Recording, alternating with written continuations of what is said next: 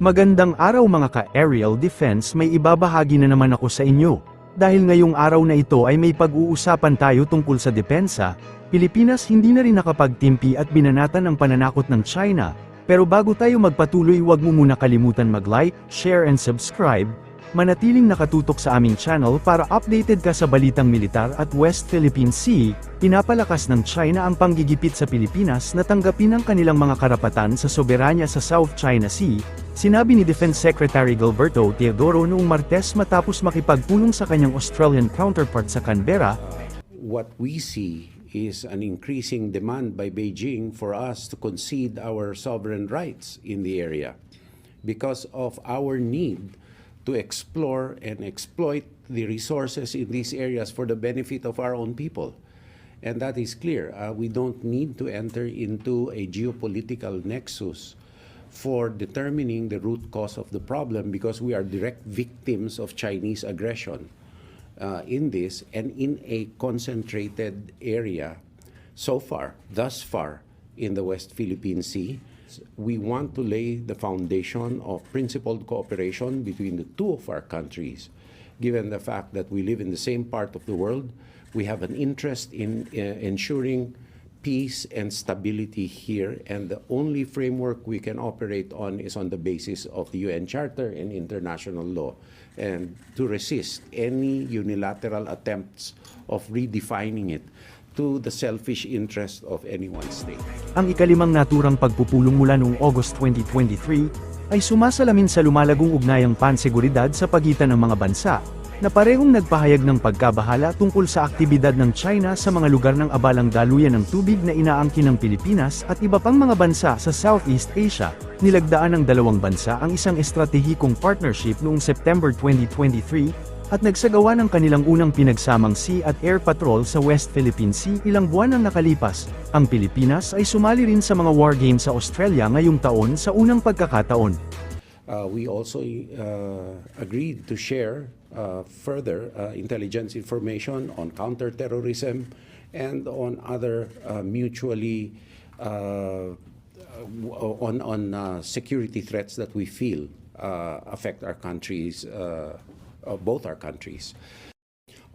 To answer your question, I really don't expect some sort of a statement from Mr. Trump. Hopefully not. I really don't have any preconditions or any assumptions as to what will be the outcome of his administration, except on what we are working on institutional ties this time. On the fact that we have an interest, both the United States and the Philippines, in ensuring that our partnership continue because not totally, but principally because of shared threats. And that is undoubtedly the overreach and the aggressive and illegal activities of China. And if that changes, then maybe the calculus changes. Nag-isyo ng mahigpit na babala ang China sa Pilipinas na maghihiganti ito laban sa umano'y paglabag at provokasyon sa disputed waters. Ayon kay baliw na Chinese Foreign Ministry spokesperson Lin Jian, hindi umano may escalate muli ang maritime situation sa naturang karagatan kung hindi nilalabag at nagpo-provoke ang Pilipinas. 刚才提到非方有关人士的言论，我在这里要指出的是，每一次中非海上的争议升级，都是因为非方的侵权挑衅引起的。非方侵权在先，中方不得不依法采取必要的措施，维护自身的合法权益。如果非方不再侵权挑衅，海上的局势就不会再起风波。 Ginawa ng Chinese official ang pahayag matapos akusahan ni Department of National Defense Secretary Gilberto Teodoro ang China ng pagpapataas ng pressure o demand sa Pilipinas para isuko ng bansa ang sovereign rights nito sa disputed waters. Una na ring tinutulan ng National Security Council ang pagtatalaga ng China ng baselines at inakusahan ang China ng paglabag sa soberanya ng bansa. Hindi na ikinagulat ni Pangulong Ferdinand Marcos Jr. ang pagrereklamo ng China sa ipinasang dalawang bagong kambal na batas, ang Philippine Maritime Zones Act at Archipelagic Sea Lanes Law. Your comments, sir, sa... Well, it's not unexpected. But we have to define closely. Marami tayong sinasabi that we have to protect our sovereign rights and our sovereignty. So it serves a purpose that we define closely what those boundaries are. And that's what we're doing. Reaksyon nito ng Pangulo matapos nagbabala ang China na ang ipinasang dalawang batas ay maaaring magpalala pa ng tensyon sa bahagi ng West Philippine Sea. Gayunpaman, nanindigan si Pangulong Marcos na kailangang ipagpatuloy na protektahan ang soberanya at sovereign rights ng bansa. Mahalaga rin umano ang dalawang batas dahil ito ang tumutukoy sa teritoryong nasasakupan ng Pilipinas. Kung maalala, tinawag na iligal at invalid ng Chinese Foreign Ministry ang umano'y tangkang pag-whitewash ng Pilipinas sa illegal claims at mga aksyon sa West Philippine Sea, at ipinatawag na rin ito ang ambasador ng Pilipinas sa China. Nanindigan ng National Security Council na walang rason ang China para magprotesta laban sa pagsasabatas ng Pilipinas sa Maritime Zones Act, na naglalayong ideklara ang karapatan at entitlements ng Pilipinas sa maritime zones nito alinsunod sa itinakdang standards ng UN Convention on the Law of the Sea. Ayon kay NSC spokesperson Jonathan Malaya, ang mga nakapaloob sa Maritime Zones Law ay alinsunod sa international law.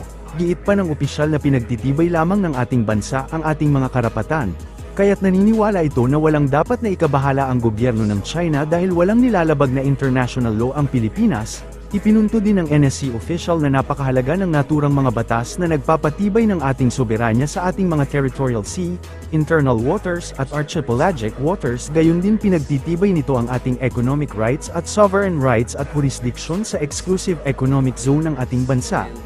Wala pong dahilan, in fact, walang dahilan para magprotesta ang China kasi kung ano yung nakasaad dito sa Maritime Zones Law is kung ano man yung nakasaad sa international law, no? In fact, yung kanilang mga sariling batas, meron din kasi sila yung law of China on the territorial sea and contiguous zones. Kung meron silang batas, bakit tayo wala, no? So kumbaga, we are simply reaffirming our rights, we are simply codifying our rights, and sa tingin ko po walang kailangan ikabahala ang People's Republic of China kasi wala naman tayong linalabag na kahit anumang international law dito. Kahapon, sinabi ng PRC na naglabas din na nga daw sila ng baselines nila dito naman sa Panatag Shoal or sa Scarborough Shoal. Ngayon, nung lumabas ito, wala namang specifics yung kanilang press statement. No? So, wala namang kaming nakikita na, I think, reaffirm lang nila yung kanilang claim sa Scarborough Shoal without giving any specifics. Hindi gaya ng ating batas na napakalinaw. So, pinagtataka namin kung ano itong sinasabing baselines nila. It is not in any way contained in the press statement that they issued. And in any case, kahit naman anong sabihin nila, hindi naman po ito tama. Dahil ito po ay labag sa international law, sa UNCLOS at dun sa 2016 arbitral ruling. Ginawa ng opisyal ang pahayag kasunod ng inilabas na statement ng China, kung saan idineklara nila ang baselines ng territorial sea malapit sa Panatag Shoal na tinatawag ng Pilipinas na Bajo de Masinloc. Habang tinatawag naman ng China na Huangyan daw, sinabi ng tagapagsalita ng Chinese Foreign Ministry, na itinakda at alinsunod umano ang naturang baseline sa international law gaya ng UNCLOS at batas ng China sa territorial sea and the contiguous zone. Ginawa naman ng China ang pahayag matapos lagdaan ni Pangulong Ferdinand Marcos Jr., ang Philippine Maritime Zones Act at Archipelagic Sea Lanes Act na nagtatakda ng sea lanes para sa mga dayuhang barko sa mga karagatang saklaw ng Pilipinas. Para sa mas madaming update tungkol sa ating depensa, paki-follow at like muna ng aming page na nasa description na ang link. Huwag mo na rin kalimutan mag-like, share and subscribe. Pindutin mo na rin ang bell para updated kayo sa aking mga bagong video. Maraming salamat po.